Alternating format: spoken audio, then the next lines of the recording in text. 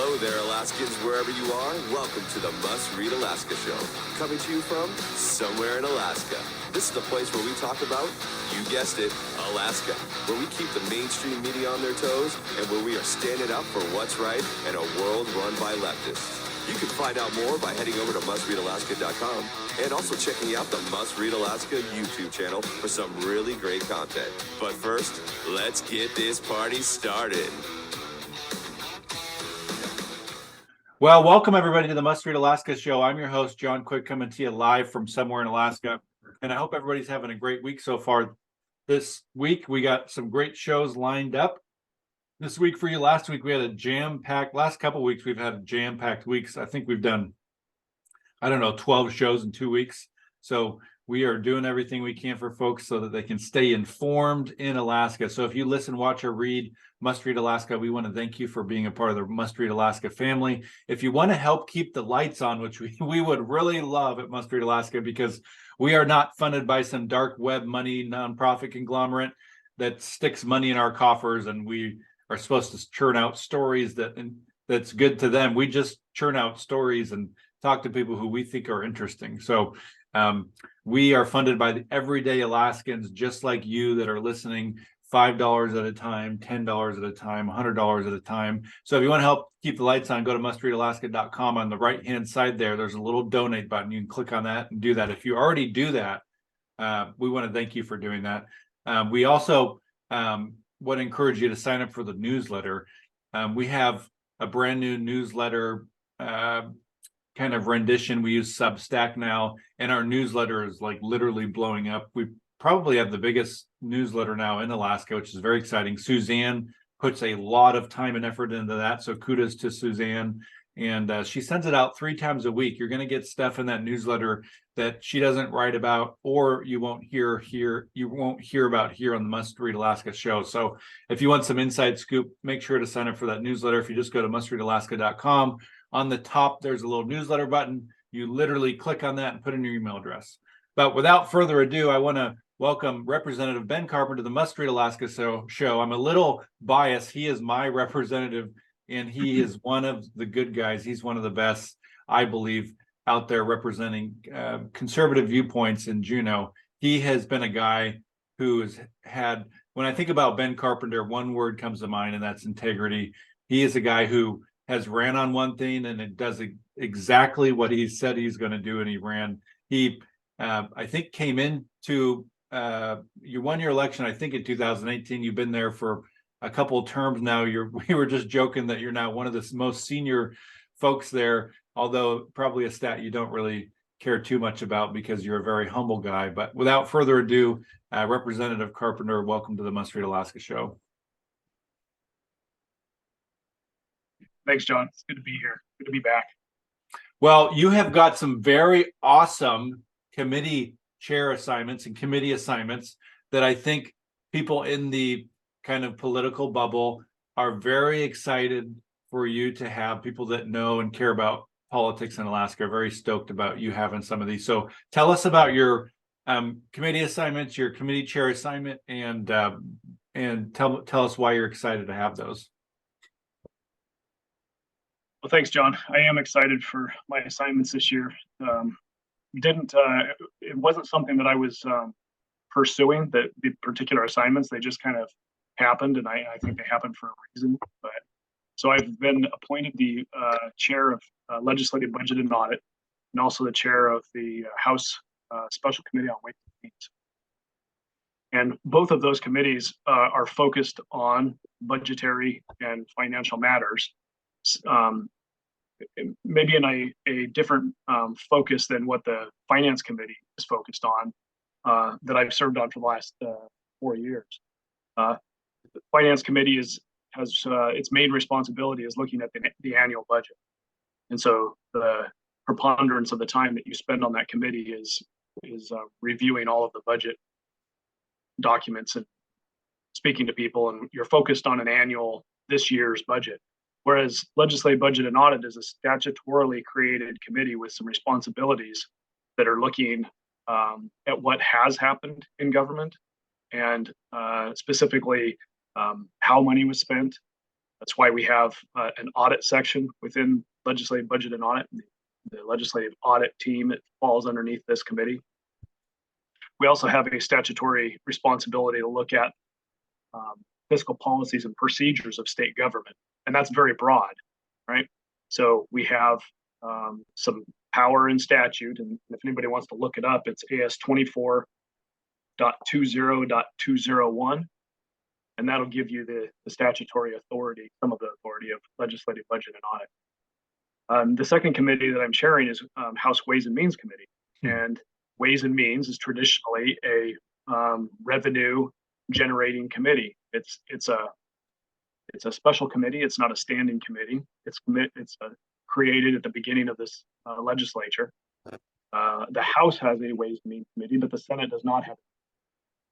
So anything that comes out of the Ways and Means Committee will likely, because it's financial related, will go to House Finance, and then if it's passed out, then it'll go over to Senate Finance and any of the other standing committees.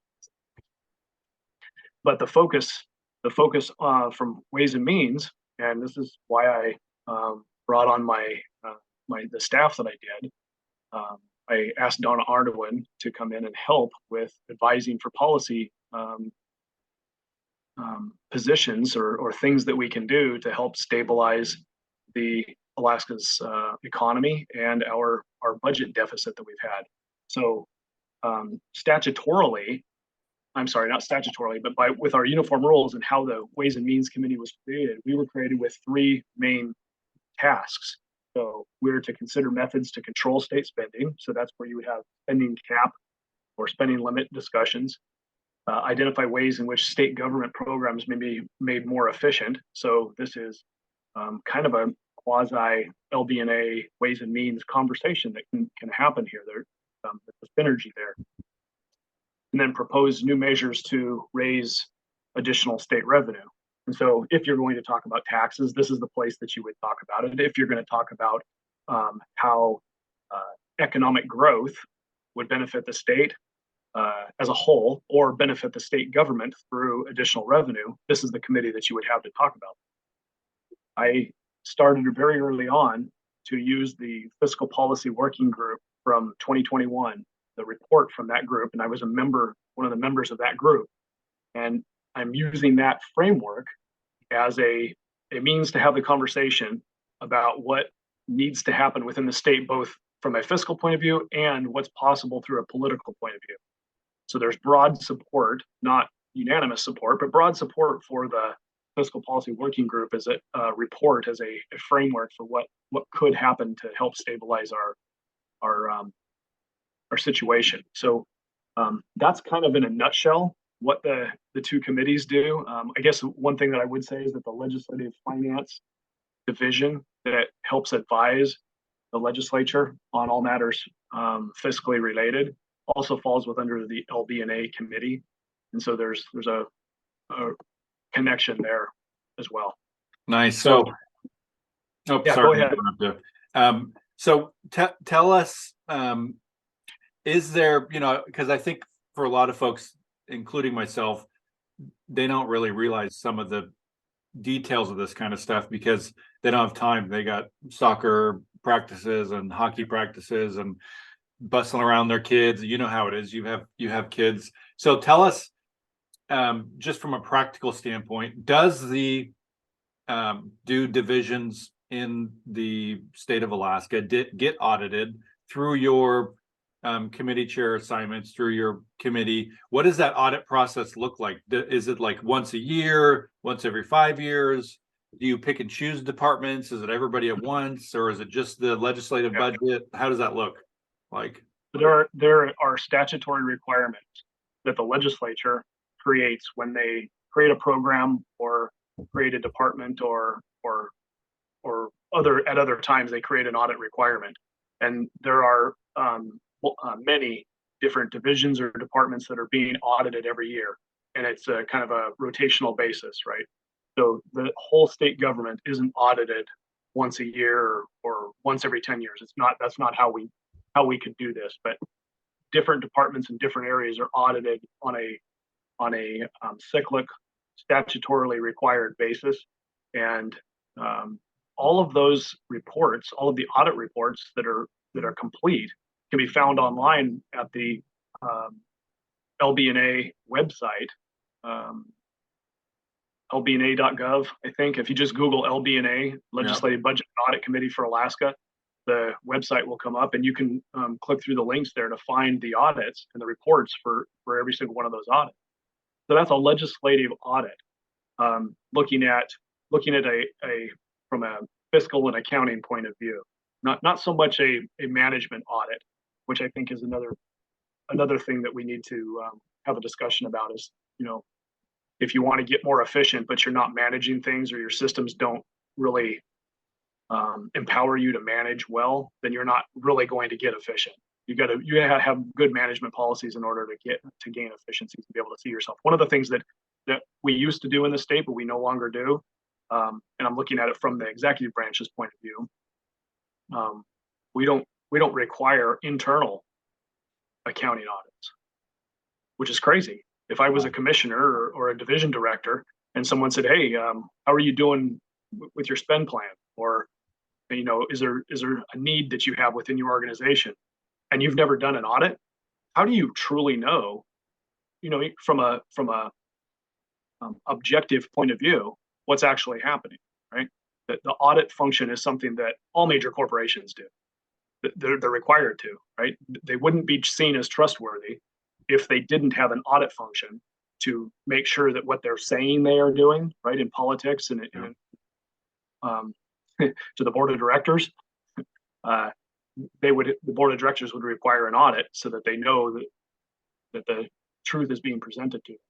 So that's another thing that I'm concerned about, and what we're looking at is can we get back to a position where the organization, the state government, is using an internal audit function for our benefit. So tell the folks that are listening, what is your kind of philosophy of government budget? I think I know what your philosophy is, which is very exciting to me, but for folks listening, what is your philosophy of government budgets? Bigger, smaller? Should we be taxing more? Should we be spending less? Should we be saving more? Just give us your kind of general thoughts on government budget. Yeah. So government is a necessary evil in my mind, right? We need roads. We need law enforcement. There are things that we need, and we have to pay for it. So the question is, how do you pay for it? How do you structure your government, similar to how you would structure a business in that sense? But how do you create the organization and then the policies and procedures that have the minimal impact on your ability to pay for that government? So every dollar that gets spent in government or for government has to be taken from somewhere, right? And that comes from the private sector. We receive a lot of money from the federal government. About a third of our budget every year comes from federal dollars. Well, those federal dollars are either coming in the form of a corporate or individual income tax to us.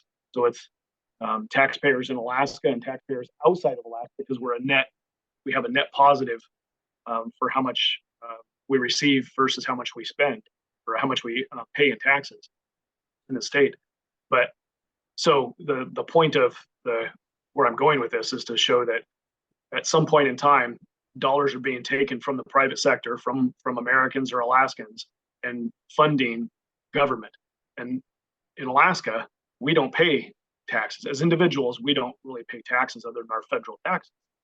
So the tax burden falls on the institutions that we've created, the structure that we've created for paying for state government. And right now, you've got basically a tripod of where your funds are coming from. And the philosophy that I'm, refining as the length of time has gone on with being in the legislature here, is recognizing that economic growth within the state, so if there are more jobs next year than there were this year, really doesn't have an impact on the state budget. It doesn't have an impact. But if we have additional people come in, then they might be requiring more services, and there's no connection between them, because we've established a system to pay for our government that is reliant upon our oil industry. It's reliant upon our permanent fund earnings, and it's reliant upon federal dollars. And that's at the state level, right? So residents of Alaska do pay local sales tax, they pay local property tax for local services, right? Yeah. So that's good. I like the concept of limited local government and pay for what you want at the local level. But at the state level, there's no connection. So every year we've got a plethora of people coming through this Capitol that want to see increased state spending. Every single year, there is pressure to increase spending for somebody's project, right? And you literally see them walk none of the the halls people- every year, is my guess. Yeah, same people in some cases, and they have no connection to paying for the things that they're actually nothing. And if the John Q. Public came in and said, "Hey, Representative Carpenter, I want you to educate, increase education spending or road spending or whatever it is that you would need," then there's no connection between that ask and actually paying for the government. That's not a budget. I mean, it is a budget conversation in the sense that you have to have a balanced budget. That's a constitutional requirement, but it's a structure problem. So how do we get to a point where when we have economic growth, we have more revenue for state government? Because right now, the only economic growth that matters is economic growth in the oil industry or in a select few corporations, because we have a corporate income tax. So economic growth within the state is not something that really matters to the annual budget. If let's say Amazon came in to Anchorage and put in a shop in there, right? They might pay a little bit in the corporate income tax, maybe because our corporate income tax is graduated and it's like in the top 10 highest corporate income tax rates. Maybe Amazon didn't set up shop because we had such a high corporate income tax. But the point is that any company that comes in that is or is not subject to the income tax, that's the only way that the state budget is going to benefit from economic activity. And if they're a corporation that doesn't pay an income tax, then there is no benefit to the state. So I'm not, and I want to say from a fiscally conservative point of view, I'm not looking at this that says, hey, we need every business to be helping fund the state government. That's not what I'm saying. What I'm saying is, if we're going to continually demand services, then we need to have a connection to a growing economy to pay for those services. Right now, Alaska's got a stifled economy, right? We're the statistics that we did in a Ways and Means Committee last night highlighted it, right? Our unemployment is 49th worst in the nation. Mm-hmm. Our state GDP growth is 50th. We're dead last of all states for growth of GDP. Our education quality, 48th worst. We're 34th worst in outward migration. We have a large reliance on federal dollars for our budgets. And so if I can just back it back out to the 30,000 foot level, instead of focusing on this year's budget, I am focusing on policies, on the structure of how we do business, that if we make some targeted changes will result in a better system, a better structure for the state government moving forward into the future. And that's what both of these committees and the staff that I brought on are focused on doing, is looking a little bit longer term. I like that. That's exciting. And I do think that oftentimes you'll get, just like you said, you get two sides of the coins. I think you get the folks that are kind of the backwood Alaskan folks that say, I don't want any more services. I don't need any more services. Stay out of my life, stay out of my business. And I don't want the government funded any more than it is today. I, in fact, want it funded less. And then you have the other folks, and those people aren't knocking on your door in Juneau. They're minding their own business, living in their communities, and oftentimes being very productive members of the community, but just minding their own business. Now, the other side of the coin, the folks that want more services, maybe want an income tax, maybe want a statewide sales tax, they're the ones knocking on people's doors in Juneau. And so I think sometimes that first side of the coin doesn't get represented well in Juneau because they're not knocking on somebody's door. So I appreciate that you have the leadership position that you do, because I know that you appreciate both sides of that coin. And so I think people are they kind of like, oh, Ben Carpenter, Representative Carpenter's in that role. They're like, had a little sigh of relief, like, okay, we don't have to have our guard up so much this year because he has our back. So at least that's what the word on the street is here for the just common folk in Nikiski. So we're excited that you have those roles, Representative Carpenter. My next question is this. Now, you touched base on this for a second, and we don't have to go too much into detail, but you have struck an accord with certain folks, mostly in a good way. You've hired one of my favorite people in the world, Donna Arduin, who is, in my opinion, probably the biggest state government budget expert that exists in America. Tell us just a little bit about why you hired her for folks that maybe have been living underneath a rock for the last 7 years or 5 years and don't know anything about her. Yeah, thank you, John. I'm pleased to be working with Donna on this project that I have in policy focused and long-term fiscally focused solutions. Donna has a long list of successes with other states, with other governors, with other legislators in not only dealing with annual budgets, but dealing with long-term policy that helps turn things around. And that's exactly what I needed some expertise on. So I know that where there's a will, there's a way, but not necessarily just because you have a will, do you have the subject matter expertise to get it done. And that's why we bring staff on. We bring people on that have the subject matter expertise. So I hired Donna to help me craft a good plan or maybe multiple plans, different options for the legislature to choose from for solving the fiscal problems that we recognize, the structural problem that we have, which is our, when oil prices are low, we don't have a balance between our revenue and our spending. So anyway, I'm excited. I'm very happy and very excited to see where this is go. I also hired a woman from Anchorage that is going to help with the LB&A committee. Her name is Lauren Hughes, and she most recently was working as a special assistant office of the municipal manager.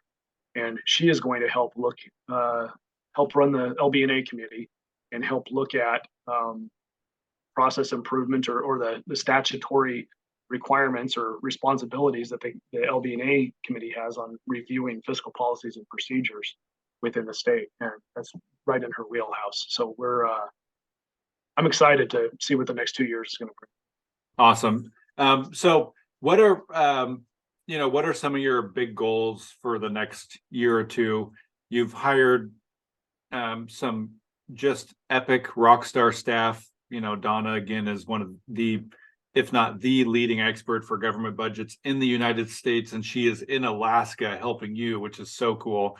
So what are some of your goals for the next 2 years? Yeah, that's real good. So last night, if you want to go on and watch the Ways and Means Committee from last night, that would be the 20th of February meeting. It was at 6 p.m. And as a side note, I changed the meeting times of those committees, the Ways and Means committees, to an evening meeting so that people could get home from work and get dinner done and then watch and see what we're talking about. Kind of hard sometimes to follow along with those conversations because we work. So I moved those committee meetings to the evening time. What do I hope to get done? Well, as I presented last night, had Donna present what my staff created. We're looking at 6 basic things that we're going to be focused on the next couple of years. Settling the PFD question is number 1. Some sort of spending limit is number 2. Efficient spending policies, right? So how do we reduce the cost of government through gaining efficiency? And I would argue that better management is also part of that issue. Economic growth. What do we do to incentivize or stimulate, or how do we get government out of the way to have economic growth within the state? And maybe a corporate income tax reduction is part of the solution, right? Who wants to come to Alaska as a corporation and pay one of the highest income taxes in the nation? that's a disincentive for people to come and do anything economically within the state, right? There can be opportunity, but the opportunity goes away when you have to put all your profit out in taxation. Accountability and good governance is another piece of that, mostly through LB&A. I won't say mostly, but a good portion of it will be through LB&A. But then whatever we learn can be approached in a policy bill or something through Ways and Means or another standing committee if we need to. And then the sixth thing is revenue generation for government, right? So we're asking the question after we've done these things, the first five, we're asking the question, do we need to have some sort of restructuring of our revenue generation? So where does it make sense to be pulling money from for government services to encourage economic growth? We want both. We want a stable, lean state government, and we want a thriving private sector economy. So what structure do we have to create in state government to make that happen? Because what we currently have does not incentivize economic growth. It actually is like a wet blanket on economic growth. That's got to change if we want our kids to stay in Alaska and have good jobs. If we want our schools to be well funded and not have to pay exorbitant property taxes at the local level, we're going to have to do something to grow the size of our economy. So that's what I mean, that's not wanting a whole lot, is it, John?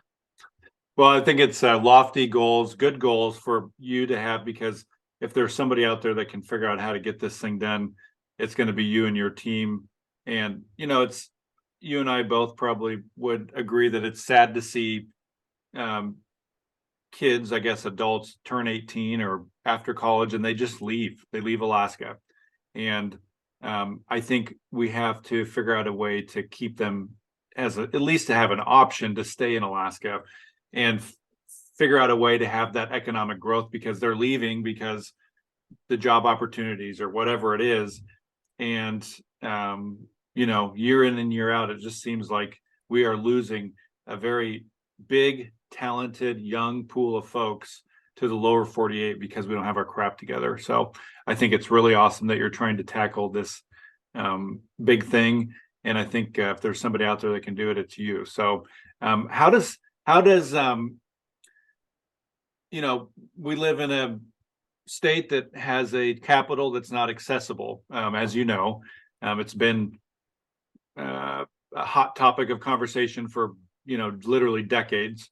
How does somebody get involved in what the heck is going on in Juneau when they can't drive there? I mean, you mentioned moving some meeting times around to make it more accessible, but realistically, what could somebody still do? I'm sure you get emails and phone calls. Do those things actually work? What are ways folks can make a meaningful impact without jumping on an airplane and spending $1,000 to fly to Juneau to state their case? Yeah, thanks, John.